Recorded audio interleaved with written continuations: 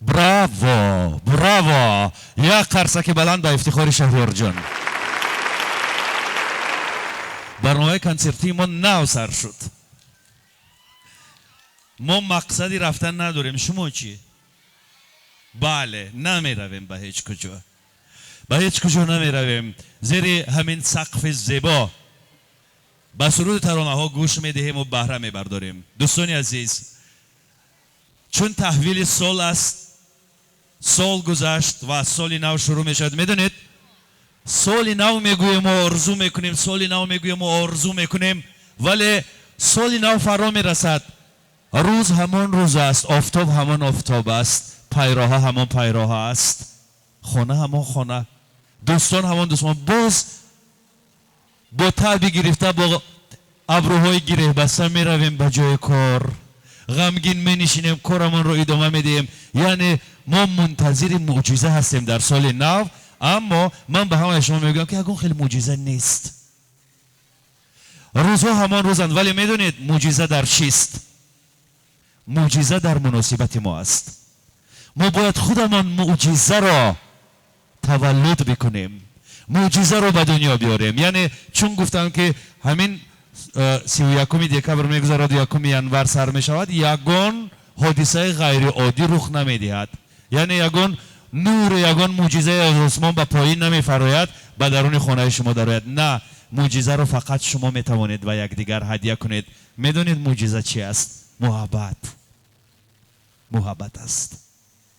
معجزه همین است. اگر با انسانی که مثلا شما سالیان سال یک مناسبت همین مقرری کردید، سلام علیک مقرری کردید، اگر بخواهید که معجزه سر بزند، شما یکدیگر را بیشتر دوست بدارید، عاشق یکدیگر باشید، عاشق هر یک دقیقه زندگی باشید، عاشق روزها، عاشق آفتابی که میبراید دنیا را روشن میکند و عاشق تمام لحظه های زندگی، عاشق هر یک نفسی که بیرون میاریم، عاشق مادر، عاشق فرزند، عاشق دوست. دل ببندید به یکدیگر. و در این لحظه های زیبا من با چهره برخی از مخلصان نظر افکنده میخواهم شعر مولانا را با یاد بیارم که گفته است: من مست تو دیوانه، ما را کی برد خانه. من چند تو را گفتم کم خورد و سه پیمانه، در خانه یکی کس را هوشیار نمیبینم، آن هم بتر از دیگر شوریده و دیوانه. جانا به خرابات گر لذت جان خواهی، جان را چه خوشی باشد به صحبت جانانه. هر گوشه یک مسته و زبردسته، زان ساقی سرمسته با ساغر شاهانه. از خانه برون رفتم، مستیم ز پیش آمد، اندر نظرش مجمل 100 گلشن و کاشانه. گفتم ز کجا هستی؟ تسخیر زد و گفتا نیمیم ز ترکستان، نیمیم ز فرغانه. نیمیم ز آب و گیل، نیمیم ز جان و دل، یک نیم لب دریا، نیمیم ز دردانه. گفتم که رفیقی کن با من که منت خویشم، گفتا که نبشناسم من خویش ز بیگانه. شمس الحق تبریزی از خلق چی پرهیزی، اکنون که در افکندی 100 فتنه فتانه. من مست تو دیوانه، ما را کی برد خانه. واقعا ما مستی دیدار شما هستیم دوستان عزیز. من اگر حالا با یک نفر سپاس نگویم با من قهری میکند. من با نوازنده ها سپاس گفتم، با شهریار سپاس گفتم، با شما سپاس گفتم، با ارکین سپاس نگفتم. ارکین جان تشکر.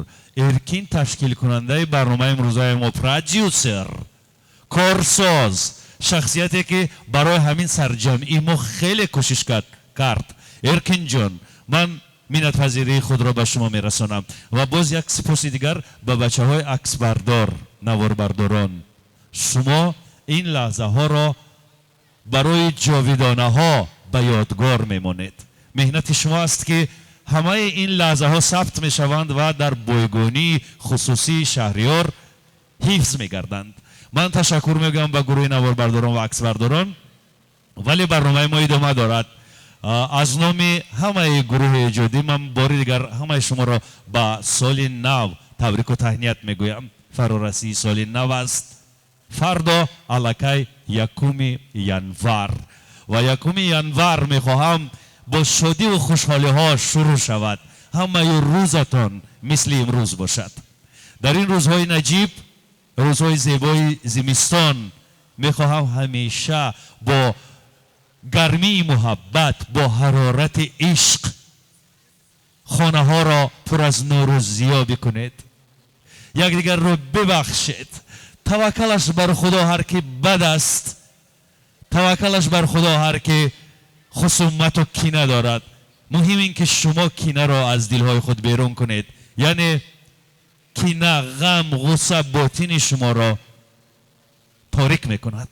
بیایید این تاریکی ها را به دور ببریم و به سمت روشنایی قدم بزنیم. خوب دوستان عزیز، حالا یک ترانه صدا میدهد که در اجرای این ترانه من میخواهم که هممون یک جای باشیم. اینک به خاطر آسایشتگی کشور، به خاطر آبادی تاجیکستان عزیز، برای مردم نجیب کشور، برای صلح و ثبات، برای وحدت سرتاسری ملت تاجیک، به خاطر این شب و روز آرام، به خاطر امنیت مملکت، به خاطر خنده کودکان، به خاطر عشق و محبت جوانان، به خاطر تبسم مادران، به خاطر خاک پاک مهن، خاک پاکی که گور بزرگان، گور پدرها و باباهای ما است، به خاطر هر یک وجب خاک این سرزمین باستانی میخواهم این زمان شهریار و همه هنرمندان را برای صحنه بخوانم با کفکوبی های شما. مرحبا.